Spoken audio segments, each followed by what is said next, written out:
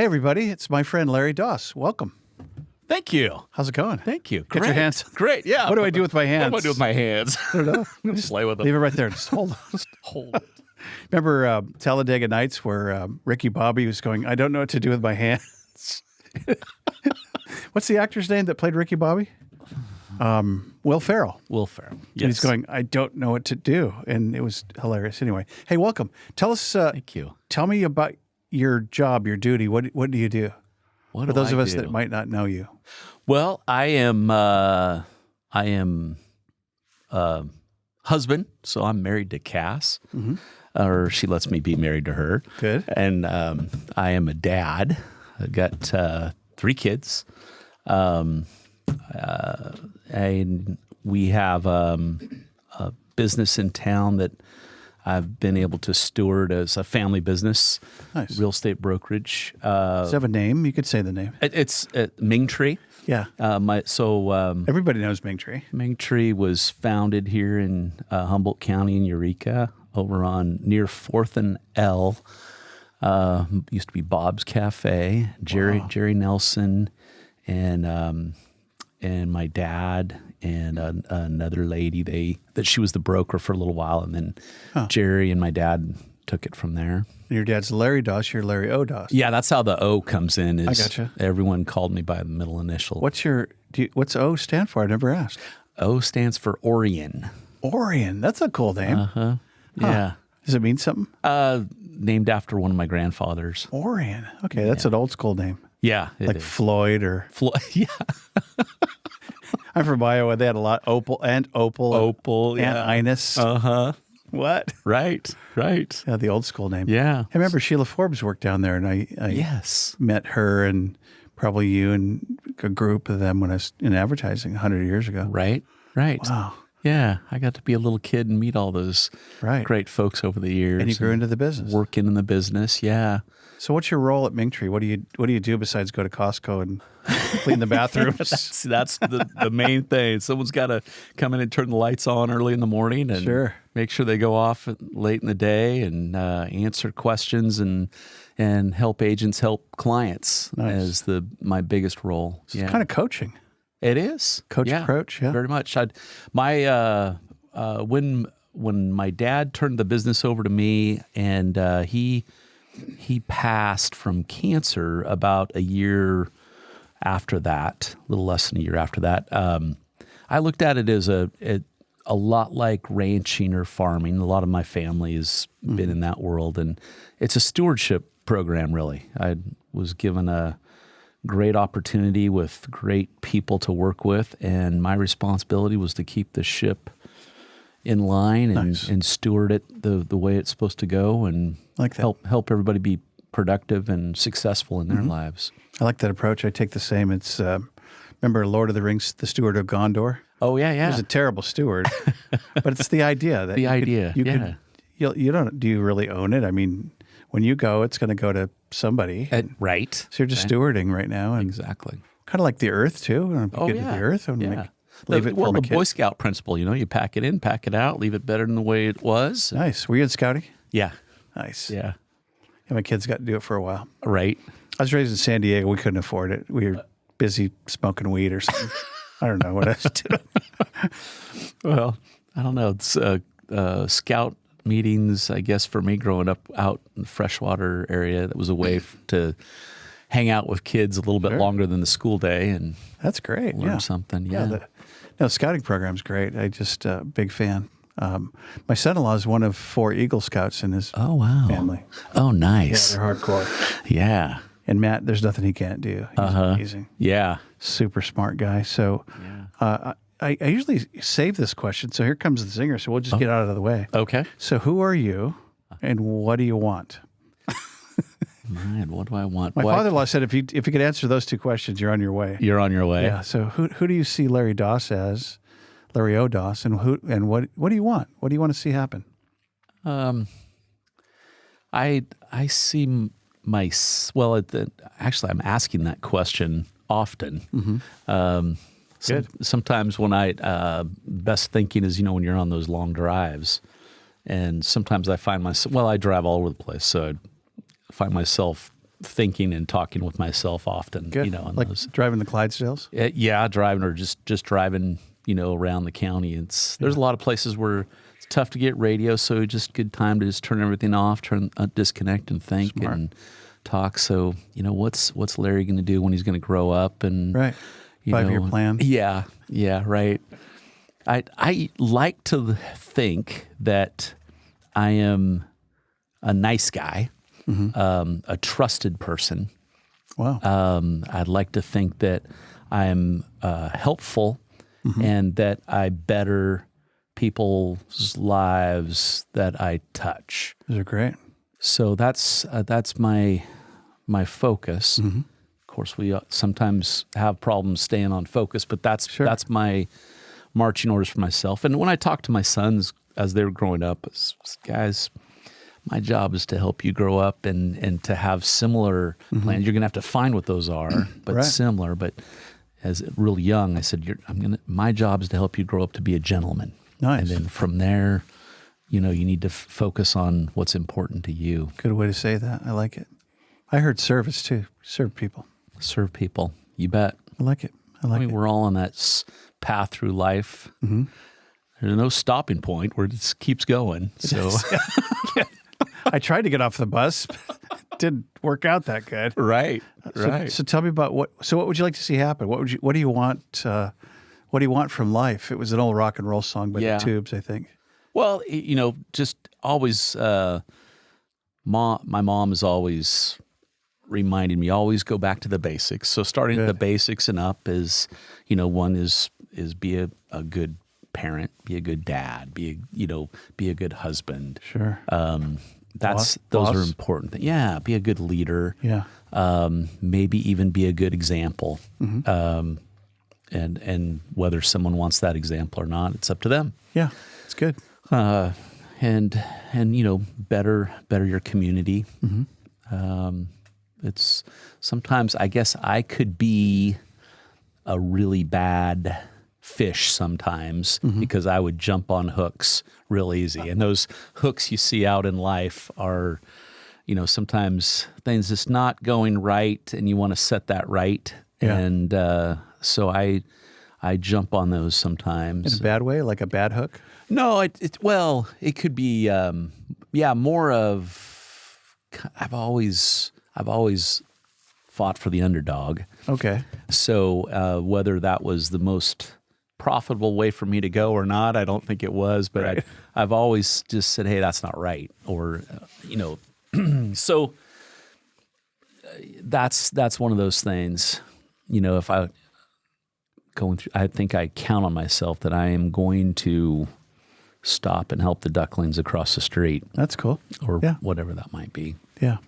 I read a story about a guy in an airport. All his friends rushed to get to the plane, but they knocked over the lady in her apple cart, and she was blind. Oh. And it was really, really neat. He's helping her, and he's putting everything back, and she goes, "Are you Jesus?" Oh. And he goes, "No, far from it." She goes, "I'm pretty sure you're Jesus for me." Yeah. He missed his plane, and it was the best thing he ever did. Yeah. Stop, help the ducklings. Yeah. So you're from Humboldt? Yes. Went to Eureka High 40 years ago? Eureka High, 40. Wow. Yeah, 1984. What are you now, 39, 40 years old, 50? Right about there, yeah. So who was Larry Doss at 15? At 15, Did you play football? Played football. I pole vaulted at Eureka High. Are you and Billy Hansel the same age? He's a little younger. He's a little younger. Yeah. Yeah. But played sports, was involved in anything and everything. Nice. Music, everything. Wow. The student government. I was one of those people that just went across all kinds of, if there were, you know, the cliques in school type of thing, I was in all of those and mixing it up. So good. Yeah. That's good. Yeah. Yeah. It was a lot of fun. Connector, relationship guy. Right. Yeah, no, that's proved very well going through life. Sure. Doesn't hurt business. It doesn't hurt business. Yeah. Kind of that networking kind of thing before it was called networking. Right. Yeah, exactly. Before it was cool. Yeah, before Networker. was cool. Oh, Yeah. Wait, I thought we just had a friendship. Okay. Yeah, no, I did the same. Yeah, San Diego was real diverse where I was from, National City. And so being a stoner with super long hair, yes, I was voted most prettiest hair. You can't really tell from there. People came up over the weekend, they go, at our reunion, they go, "Where's your hair? Weren't you voted for the guy with the hair?" I go, "Yeah, the kids and drugs. It was over. Just like I lost all my hair." So 15, you're in high school. 20, did you go to Humboldt? I didn't. I went to College of the Redwoods, played football at College of Redwoods, which was a real fun experience. Met a lot of great friends from other local schools.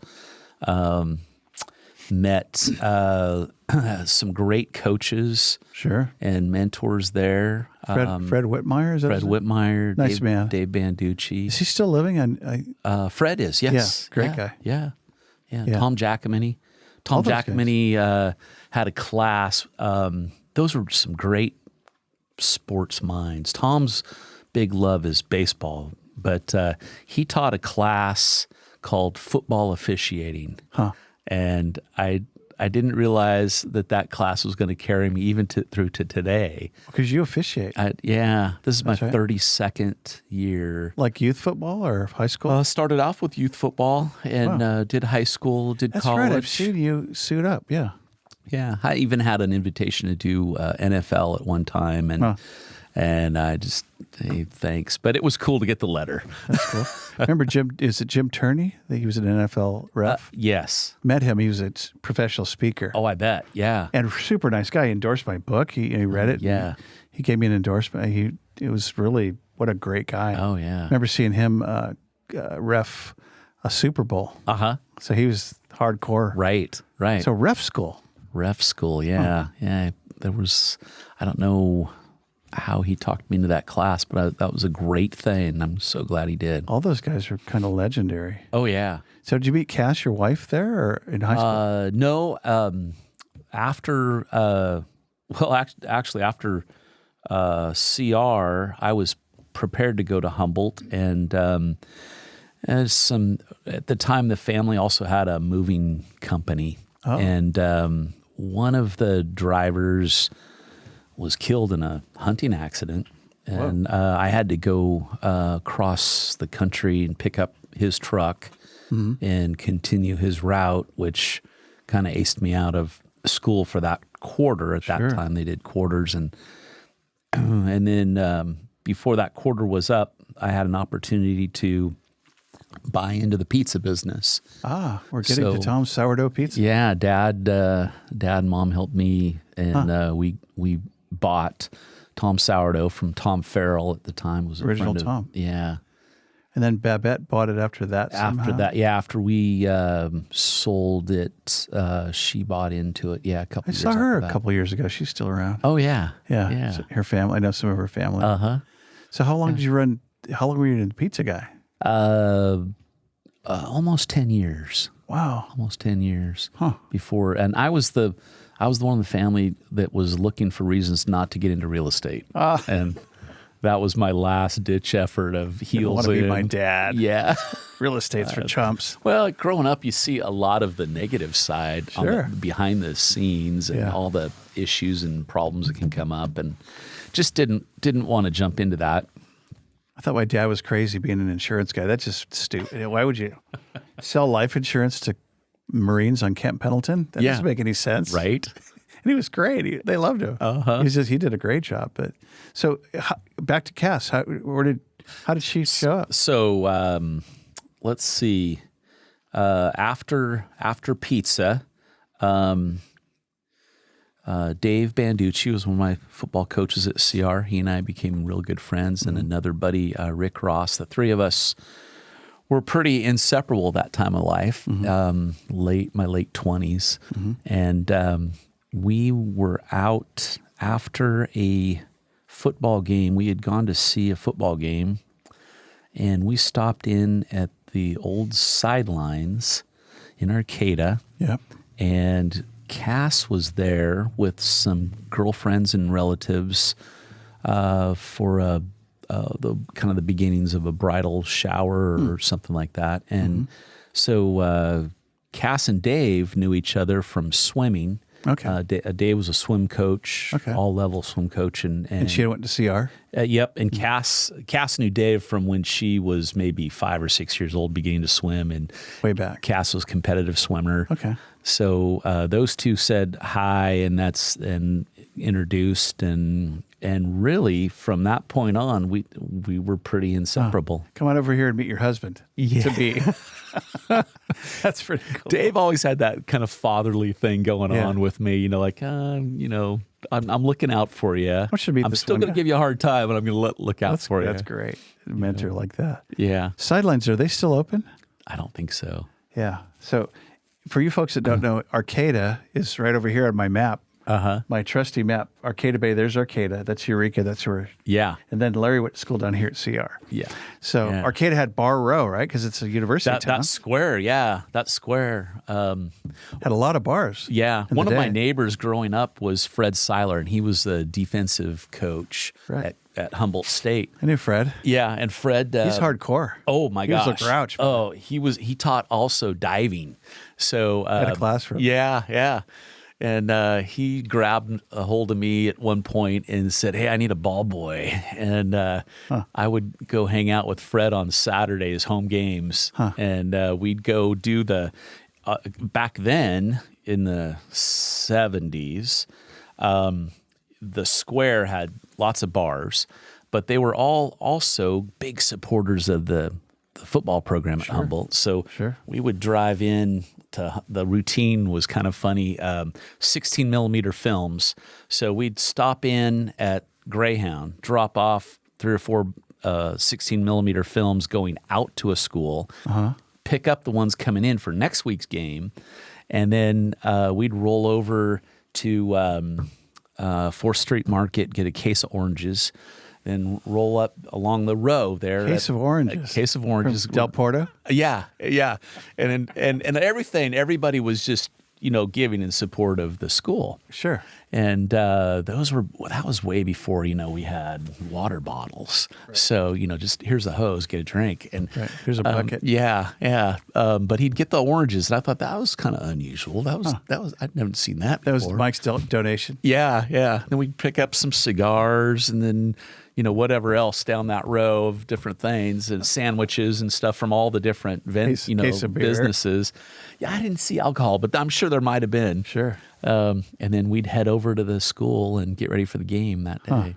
The benefits of coaching. Yeah. And my dad was a football coach, so I kind of knew that feel, but that was a little bit ramped up, more adultish. And they had good teams back in the day. Oh yeah, and tough. That was back grass field and tough guys. Yeah, it was a lot different than the Turf Bowl, Redwood Bowl now. What's Chuck's name that owned the Napa store? Chuck Giannini. He's a pretty tough football player. Oh yeah. He was part of that. What's the name of that team? The famous team with Humboldt. Whitmire was on it. That went all the way. Banducci was a kicker. Yeah. So all those cats were in that. Okay. They were all, yeah. Wow. The reason I like this conversation is it's kind of reflective of Humboldt, at least Humboldt State, and you still got Mike Williams at the jogging shop, who stayed at Forest, and the PE department, and there's such a kind of a heritage. Oh yeah. In terms of and guys that stayed. Oh yeah. This isn't University of Massachusetts where people go and leave and never come. The people that have stayed and planted roots, like Joni and I with 9 kids and. Right. I was a rec major. I majored in recess. There you go. Recess. Kids go, majored in recess? What are you talking about? How do you do that? Rec major? What's that even mean? Yeah.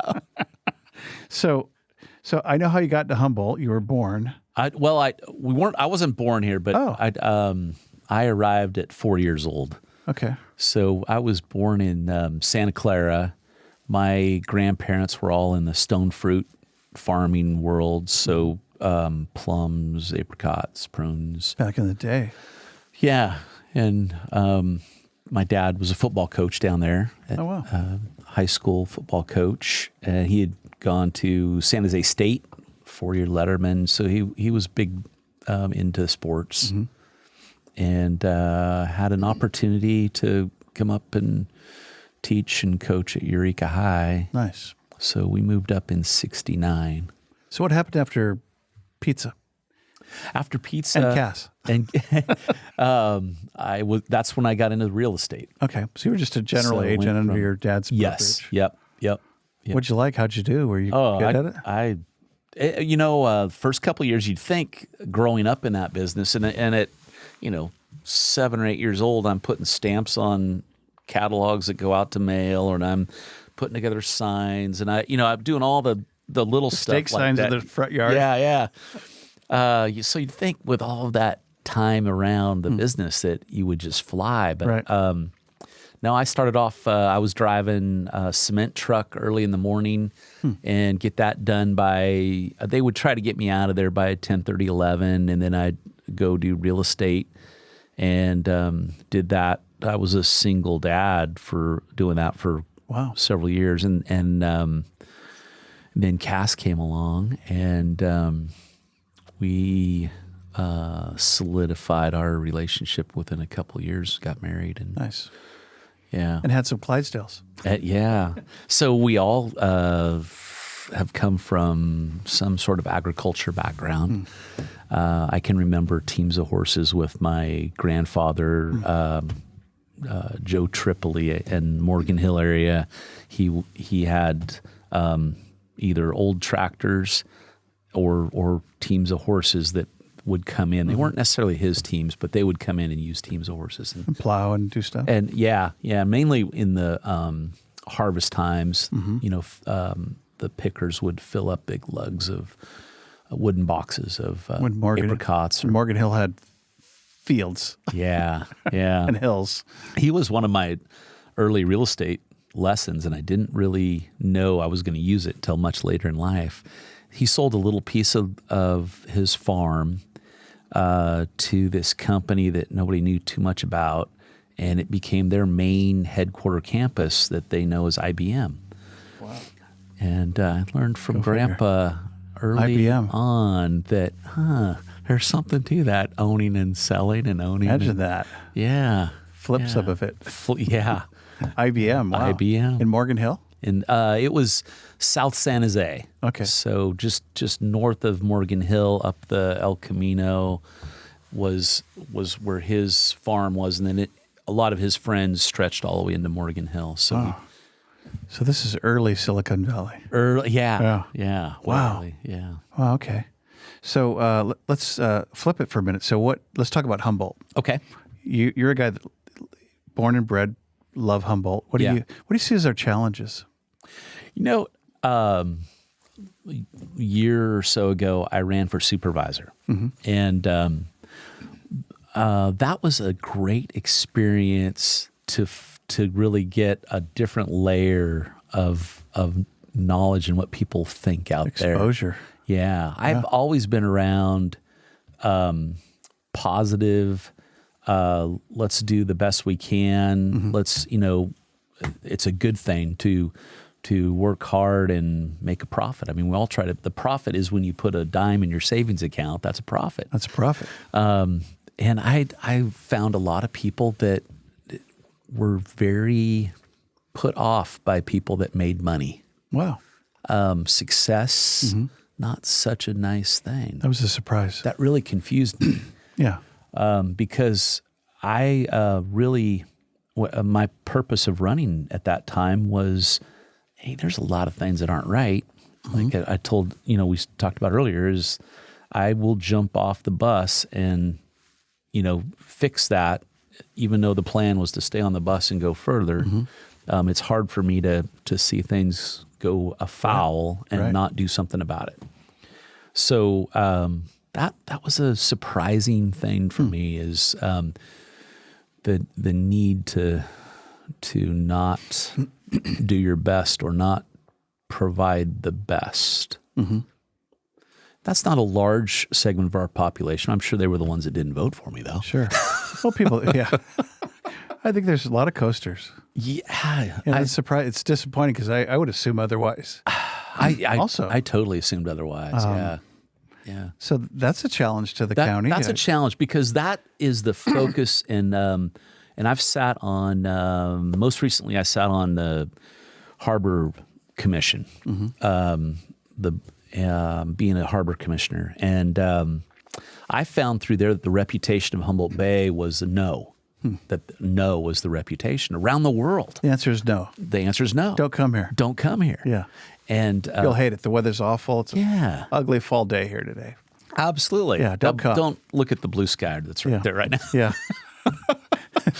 Yeah. And don't look at all the opportunity around a beautiful deep water port. That's the cleanest port in California. It's got the most eelgrass. 80% of the eelgrass in California grows in Humboldt Bay. Is that right? Which 80%? which says that Humboldt Bay is clean. It's healthy. It's very healthy.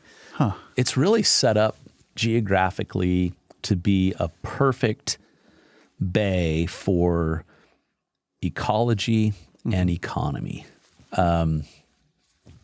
The economy can work well with it, and the ecology can thrive. Yeah. So you're touching on something that's I find interesting because it goes back to all the old development stories. We could have had Hershey. Oh yeah, we could have had that.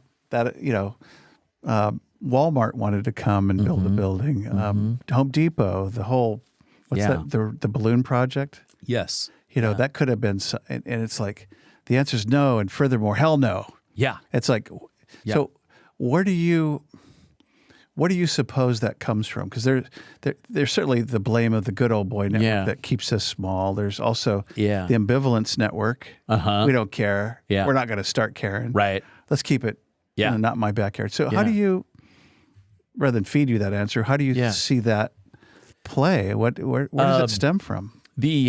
I don't see the good old boy network as really being a network much anymore. Not really. The network that I see as being very powerful is the No Network. The No Network. Yeah, and they have figured out. I mean, we have I don't know what the exact number is, but we've got a ton of nonprofits here. Yeah, we do. And bless them all.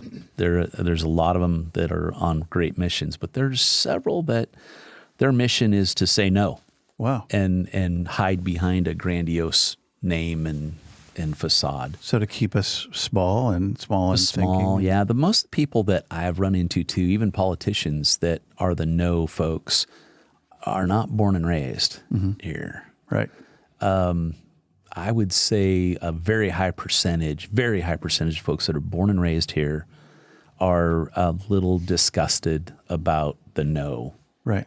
And for some reason, there's this feeling of you come in from out of the area, you know better.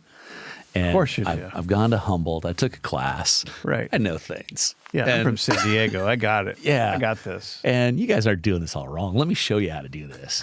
And that attitude ends up being that no network. Right. It's funny because a lot of the no folks, if I were to categorize, are those who should be curious. Exactly. And let's find out, as a parent, I want to say yes. Yeah. Hey, Dad, can I do this thing? Well, tell me a little bit more about it. Mm-hmm. No. Then I can say no. Right. But nobody even got curious with some of the things that have come forward. Yeah. So I guess we've said yes to a few things like the offshore wind. Some of the good old boy stuff that were the no's that I look back and see, in Humboldt history, the railroad. So initially, the railroad was supposed to go from Humboldt Bay east over towards the Red Bluff area. Mm-hmm. That is the path that was designed and surveyed. 36 out that way. And it was someplace that direction it was going to go. And what happens is the San Francisco earthquake. And so the market demanded our timber companies up here were like, well, the direct route to the market that needs the most wood is there. Mm-hmm. So let's try to follow in those terms in those days, the river valley, find those low spots and let's get it to San Francisco as fast as possible. Along the Eel River. Yeah. And then there's a lot of games in the rail world back then too of who owns what and, Sure. who's so that was one that unfortunately it didn't go east. That's a good, yeah. If it had gone east, we would have been a very balanced community. Yeah. The success in the economy of our of our county is important because it brings in the necessary services. You know, I hear a lot about, we need living wage. Mm-hmm. Well, living wage isn't solved by raising the minimum wage. Right. They're talking about that right now in the Midwest and Detroit. You know, the auto workers are striking over, you know, everybody. When you raise minimum wage, it raises the whole scale. And then now you got to go back and deal with, okay, that minimum wage raise really didn't do anything. The effect is zilch or negative. Right. They lay people off. Yeah. So we're seeing the end of that scale out there now in Detroit. And now we're going to nationally see how that works. So having some niche economy strong in Humboldt is huge. So, you know, present day wind, Nordic aqua farms, land-based aquaculture, organic aquaculture. When I first met the people that were scouting for Nordic, you know, I told them, I said, this couldn't be a more perfect business. That's the aquaculture guys. Yeah. And what are they gonna raise? It was salmon.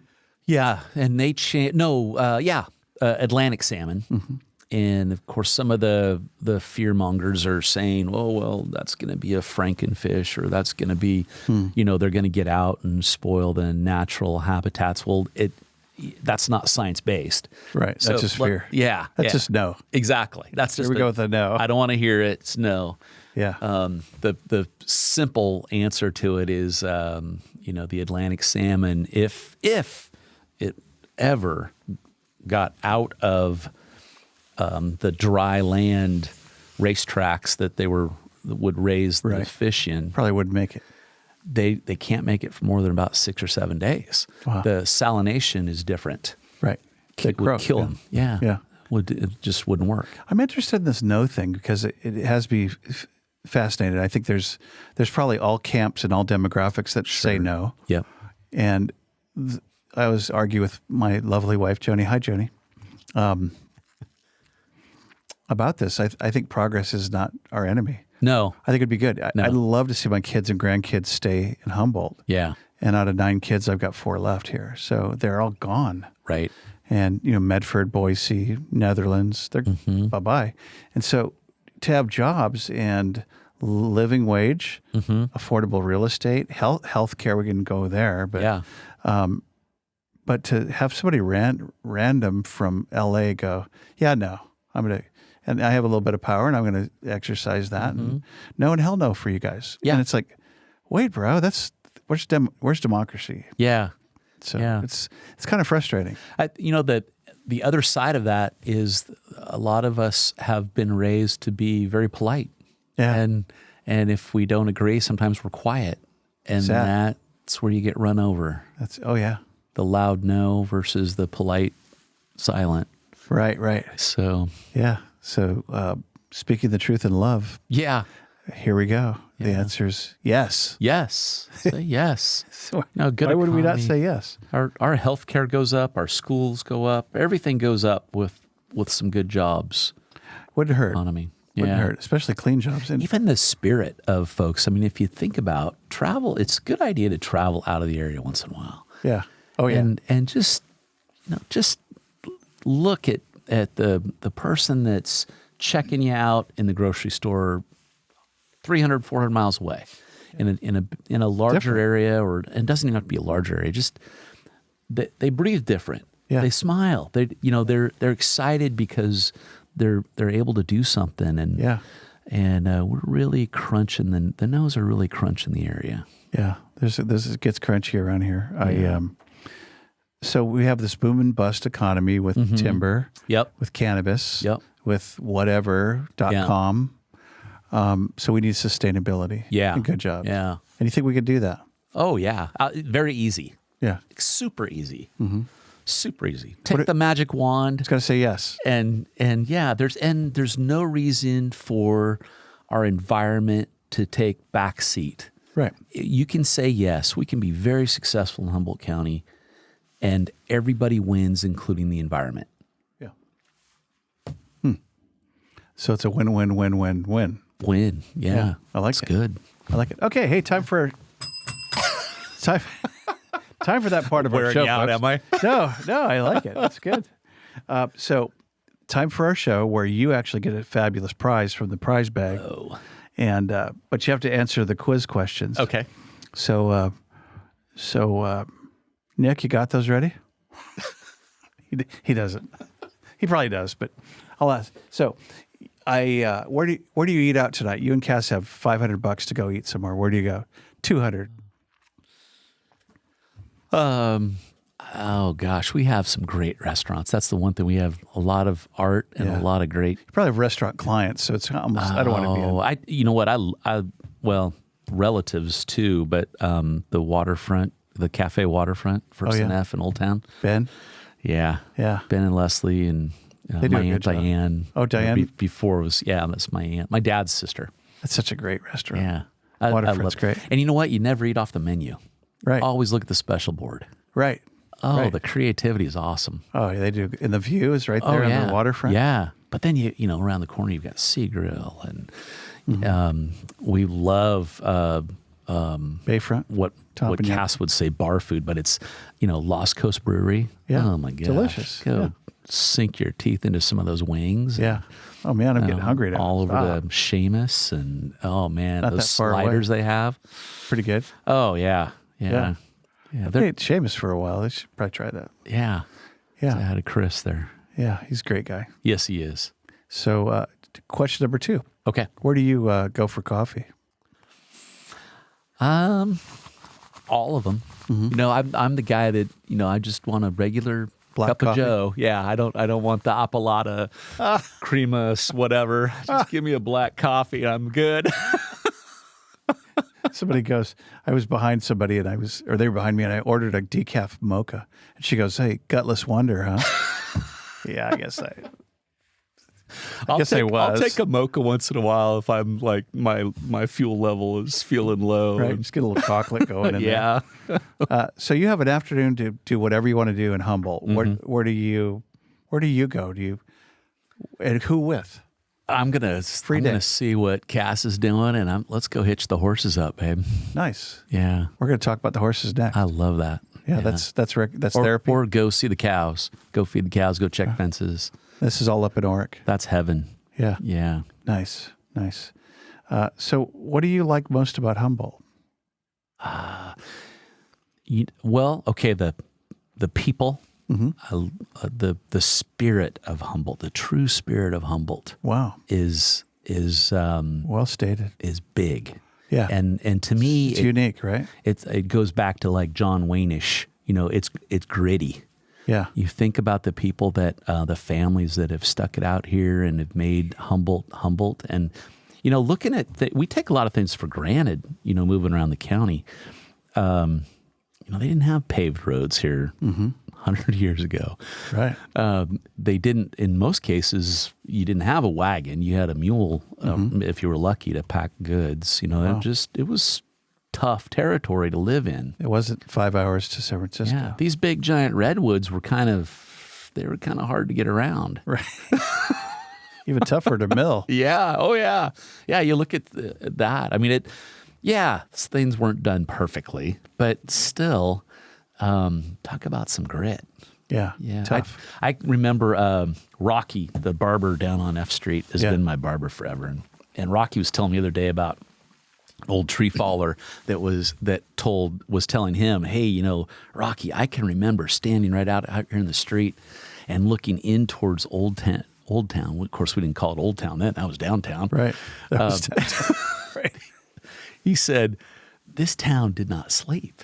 It had probably 100 bars. It's rock and roll all the time. You came in with your crew, and then you left with your crew, but for a couple days you had off. Wow. You bar hopped, and there was 100 bars down there. Go figure. All over. It was loud. It was a Las Vegas. Yeah. There. It was how they rolled back All then. different. Yeah. But that was a dirt street. Right. You know, they It was rough. yeah. They came with a pocket full of money, a bunch of sailors. Exactly. Yeah. Yeah. Yeah. Sailors, loggers, Worked hard for that money. ranchers. Yeah. Yeah. All mixing in there. Yeah. Gritty. That's a great way to say it. Because I think of the Hunt family or the Millers in McKinleyville or Russes. There's Russes. Tons. There's tons of Ferndale. Rice. Yeah, lots of old families. Yeah, and rancher families like way back in. I don't even know who they are, but not easy. Not easy. Yeah. Yeah. I miss the ocean when I'm, as far as terrain. Yeah. The ocean, the trees. Mm-hmm. Is your ranch close to the ocean in Orick? We are, yes. Or do you have actually beachfront? Well, we don't have beachfront, but we see the ocean. You see it there. It's just right. Yeah. So tell us about Orick. So Orick is kind of a product of a big no, which was we're going to cancel logging. The timber industry in great part. Back in the 60s. For a lot of reasons. But Orick, to me, is an example. Every time Joni and I drive through to go for a hike at Lady Bird Johnson or... Right. Let me show you where that is real quick. It's over there. So what we do is... right on. Nick's tired of that joke. It's right in there. Look right there. So I'm always sad because I go through Orick and it's just bereft. And Redwood National Park is the most underutilized national park in the system. It is. Oh, yeah. And it should have hotels and casinos and there should be, restaurants and coffee and there's, you don't have that many shops. No, and it's dwindling less and less of an opportunity. Yeah. And so I kind of make segue to that no and what happened to Orick and it trickles down to the kids and the grandkids and the poverty mentality and lack of services. Yeah, and crime and drugs and sex, drugs, and rock and roll. And here we go. Yeah. But you have a ranch there. Yes. And you have Clydesdales. Is that where you keep your horses? And they're not Clydes. They're Shires. Shires. Which are cousins to the Clydes. Okay. Clydes are from Scotland. Shires are from England. Gotcha. So, yeah. Man, I feel super ignorant right now. No, you wouldn't know. Yeah. Are they the same size? Yeah, pretty much. You just wouldn't know looking at them. In fact, honestly, Budweiser has a few Shires in their Clydesdale. Sneak them in there. Yeah, they sneak them in. Super Bowl horses that are talking at the fence to the dog. Yeah.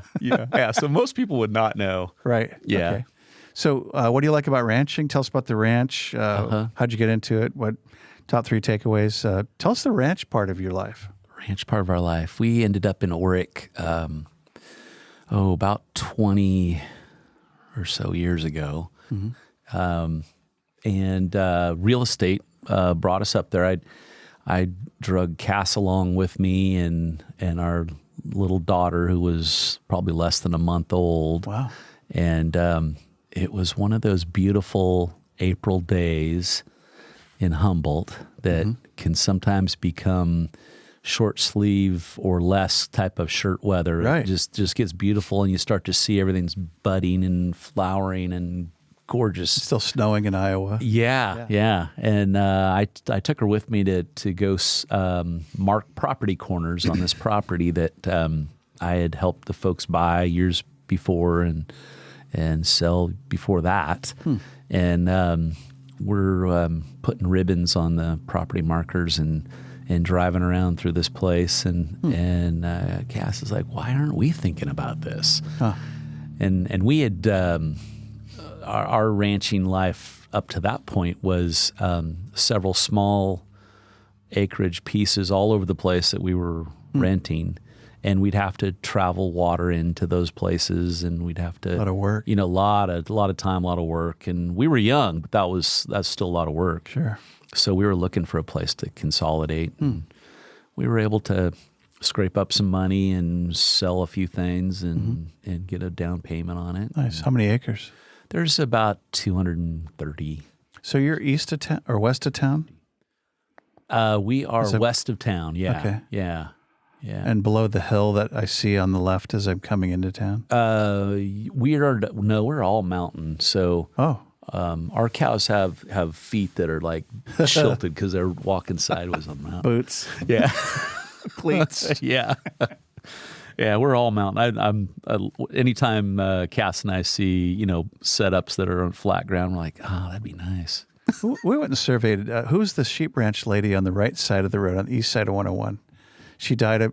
Tiki Romanini. Tiki. Yeah. About 9 years ago, she died. Yeah. So Don Brown, Tiki and State Joe. Farm, and I went up. He was in charge of Tiki's place, and she had just died. And she the daughters are giving us the legend of Tiki. She had a spotting scope, and she could see down at her sheep. Oh, okay. And if she saw critters, Yeah, coyote or something. she would come at you, bro. Yeah. Yeah, tough lady. Oh, what a wonderful person, though. What a grit thing. Right? Oh, yeah, yeah. So she was special. Tiki, she was a rodeo queen. I saw a poster of her. Of course she was. And way back, and Joe, I don't know the story between the two of them, but Joe found her, and they became the Romanennies and brought her up to Orick, I think from southern Humboldt, I believe. I may be totally wrong, but that's Is she the Italian story. as well? I don't know. Is Romanini Italian? Oh, yeah, Romanini is, yeah. No, it's Polish. But she's one of the things that she was famous for. She did so much for that community, but she was a heck of a baker. Made candy, cookies, Yeah. all kinds of stuff. Her pickles, unbelievable pickles. Really? Pickles that's a whole thing. We do fundraiser auctions, in Orick for the school or something going on Rodeo. in the community. Yeah. And sometimes her jars of pickles would go $100 or, Wow. lots and lots of dollars. Yeah. Wow. You wanted those pickles. But one of the things that was good about, you brought the story up about the critters and coming after her sheep.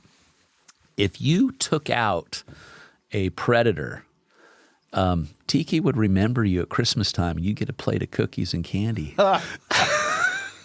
Special prize involved. Special prize involved. That's right. Don't forget your prize. By the way, I have your prize. Don't let me forget. Parting gift here. Yeah. It's a plate of cookies. And if you took out two, you're really, you're in the money. Yeah. Was she involved in the Orick Rodeo too? She was, And that's yeah. still going. It's a going rodeo. Still going, yeah. Do you guys Yeah. bring the horses to that? Sometimes. We haven't for a few years, but Yeah. sometimes. It's great as far as your seat. You're sitting right on the rodeo. I mean, you're sitting right on the ground and Perfect. with the bulls and the bears and everything. So that's your safe spot. When you go up there, that's therapy, the ranch. Oh, yeah. Yeah. Is it? Yeah. So tell us about the horse. How'd you get into the Shires? And you compete with them or show them? We do, yeah. In fact, just got back from a yearly show we go to that's Is that over the one in Grass down Valley. Grass Valley? Yeah, yeah. Is it the fairgrounds? It is. Nevada County Fairgrounds. Yeah. It's a beautiful place. Huh. Beautiful. And It's the tall nice down there. pines, and they've situated everything. They even situate, the Ferris wheel might be between a couple big trees or whatever. Oh, that's neat. yeah, it's pretty cool. That's the old gold country, yeah. It is. Yeah. Yeah. They, that Grass Valley is a beautiful old gold town. And they've got certainly great architecture, but doesn't beat Humboldt, doesn't beat Orick, it doesn't beat Arcata, Doesn't have an ocean, man. or Ferndale. Yeah. Yeah. Yeah. Doesn't have grit. And, Maybe it has well, some. they have some grit. I'm sure sure they- they have some grit over there. There's a little grit. We got big grit. Not like our grit. True grit. True grit. We have true grit. Right. Right. 100% Humboldt, true grit. 100%. Yeah. I like that. Oh, that's good. Well, at that same time, when we bought the ranch, we bought our first team of horses. And they were Belgians, so a big blonde draft horse. And good friends of mine, Lemsters, they used to have the Lazy L Ranch Sure. on Fickle Hill. Is that Craig's dad? Craig's dad. Yeah. Yeah. Craig's cool. He plays Glenn Campbell. Oh, yeah. Like nobody. Oh, amazing. He knows the daughter. Amazing. Yeah. Yeah. Craig's a nice guy. He's got a great song that he wrote, original, about Humboldt and Humboldt Bay. Oh, really? You ever get him to come in and perform it, it's Glenn. a treasure. Yeah. It's super. Yeah. Nice But guy. It's such a great song. Brings a tear to your eye of what he sings Well, that's about good. for I Humboldt. haven't seen him in a few years. Yeah, He's still around, he is. Yep. Yeah. Up at Specialty Foreign Auto, especially Fort Auto, McKinleyville, California. California. It's right there on the map. It's right. It's right there. It's all right there. A lot of grit right there. Right there. The grit map. It's a grit map. So he used to work on all the Hollywood Redondo Beach guys' yeah. sports cars. Yeah. So who's the guy I'm thinking about? Chuck. Chuck Norris. Chuck Norris. He used to work with Chuck Norris. Did Yeah. movies with Chuck Norris. Yeah. He was like, I think Craig was like number 2 in the kickboxing. Oh, really? Not 100% kickboxing. I forget what the He was a discipline martial is. arts guy. That's right. Yes. Yeah. Yeah. Yeah. That's true. Yeah. Yeah. Yeah. No, he's nobody's into Glenn Campbell more than Yeah. our brother. He's Yeah. he's so great. He and I officiated football together, college football together. And he went on, did Division 1. Oh, really? Even. And we've been in some tight spots on the field a few times. And one time we just felt like, hell was raining down on us. With, Really? Fans or players or both? Coaches and the whole, everything. Everybody was trying to be hard about it, all night long. And Craig had this great phrase that he gave me that night, and I use it forever. It's run to the roar. Run to the roar. Run to the roar. Whoa. That coach over there's giving you grief. Larry, you just ran to the roar. You did great, man. Wow. Ran to the roar. He always gets the compliments out of it. Does that mean like go to the... Don't run away. Go at it. Go at him. the problem. Go deal with it. That's good, man. Don't kind of like go after it while it's still warm. Mental toughness, man. Yeah. Don't let the thing fester and go into cancer. Oh yeah. Deal with it right there. Thanks. It's taken care of. That speaks to me. I have a phone call to make right now. It's a roar. I gotta go. I gotta run to the roar. I think I will actually. Thank you. That's good. Well, getting back to the Shires, we bought this team when our daughter was a month old, and we ran those guys for several years, and they were a little bit greenish, so they taught us a lot about how to sharpen up our game. How many horses is that? That's 2. You got 2? Team of 2. And then when those 2 horses were retired out, we retired them up on the ranch, and their job was to protect the ranch. They did. For some reason, elk don't like the draft horses. So, interesting. So elk that was their retirement job. And the elk, they'll screw up your property, right? Oh yeah. And you're right in elk country. Oh yeah. So when those 2 retired, we were at a fundraiser dinner, and Cass was like, "Oh, Larry, it was one of those seasons where we're at 3 dinners a week, and she was like, man, I got to just kind of check out for a few minutes." So she sat down at our table and she grabbed my phone and she's looking around and she finds these look what I found. 2 horses in Pennsylvania, and then she finds this cool wagon. And she said, "Hey, we just changed the colors of the company to black and red, and look, these are black and white horses and a red wagon. What do you think?" Boom! She said, "Don't buy anything at this auction tonight. We just, Save I it. think we Save the we 10 have some grand. target here." 20 or 30 grand. Oh no, they were somewhat retired horses. They were 10 and 11 years old. Just trailered back and Trigger and King. And they got picked up by a service that moves horses around, and that was our only experience hiring somebody to move horses around the country. And I was like, gosh, that sounds so complicated, but they made us grow and learn. And now you have open trailers, the window. right? And, yeah. Where was the cart or the wagon was in Michigan, and I met Cass and I met the neighbor of where the wagon was. It was all out in farming country. He was a trucker and happened to he was going to be taking off, and so he brought the wagon out to Willits. We met him down in Willits, rolled it onto our trailer, and brought it home. And since then, we've got a different wagon, a little bit lighter wagon. That's a pretty heavy wagon, old school wagon. Great wagon, but old school. And so we got a different wagon. We got more horses. King and Trigger no longer with us, but they did a great job. The first 4 or 5 years of that setup of, and we had a mixture of Clydes and Shires. We've just gravitated more to the Shires. So primarily, do you breed them at all, or do you? We don't. Do you show them then? Show them, yeah. And I guess it's one of those old guys deal, because all these horses that we get are. We have 2 young ones, 2 and 3 years old right now, but they're in training. But they're mainly 10, 12 years old, and that's kind of the where they start to look for a different home. And so we have this old guys rule thing. It kind of works with me, Nice. Gray hair. And I don't know what you're talking about at all. It's completely missed on me. Yeah. That's cool. What a great heritage, and that's an act of service to share your passion. And the reason we people love went horses. with that is we really saw a need to promote agriculture.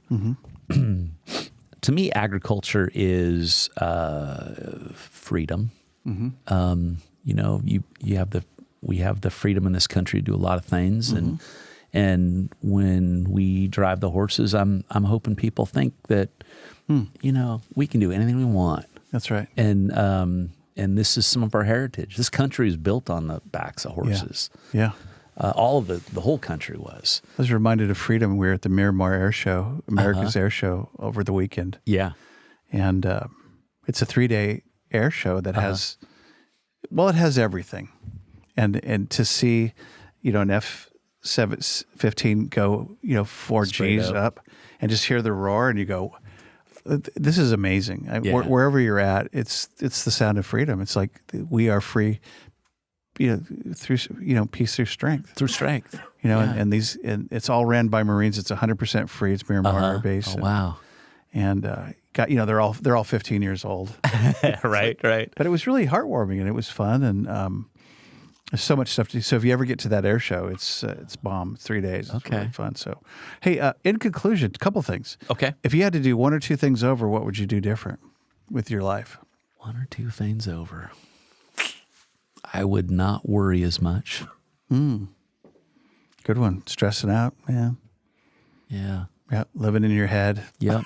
How do I know about that? Turn it over to God. Yeah. That's good. That's cool.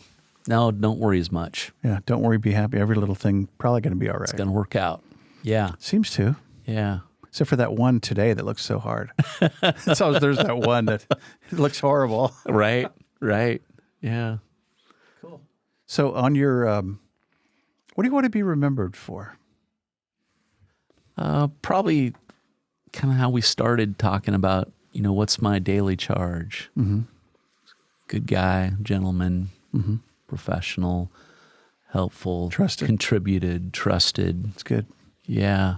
Hear integrity in that. Yeah. Faithful and serving other people. I ask this frequently. What's that say on Larry's tombstone?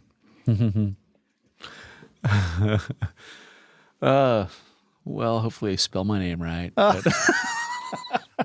Phone number, email address, website. Sorry. No forwarding calls. No forwarding calls, please. You stopped taking calls. Yeah. Well, cool. Any party shots? Anything you want to talk about before you go? No, this was a lot of fun. This is a great place. Great spot. This is a great space. Nick is amazing and just a good guy. And this is fun. And, it's a great reminder in life just to have these kind of conversations. Yeah. I think I have these deeper conversations with you, Scott, and I should have them with other people. Well, you got a couple topics now. Yeah. Got the no guy culture I agree. There's the grit. Mm-hmm. There's grit here. There is. And that's what makes us really iconoclastic and unique. And and I think you grabbed some of that, and there's the spirit of the area, the spirit of the people. Mm-hmm. The land is of course unique. Yeah, world class. Absolutely. My kids all come back and they go, "Hey, the air quality. I can breathe here. Smell the ocean." I go, "Yeah, right. I do every day. Thank you for reminding me." Thanks for reminding me. Yeah, that's good. So, no, thanks for coming. Appreciate you and our friendship, and look to hear more from you. Great. All right. Anything else? Hey, take care. There it is. You take care. Thanks, Larry. Bye.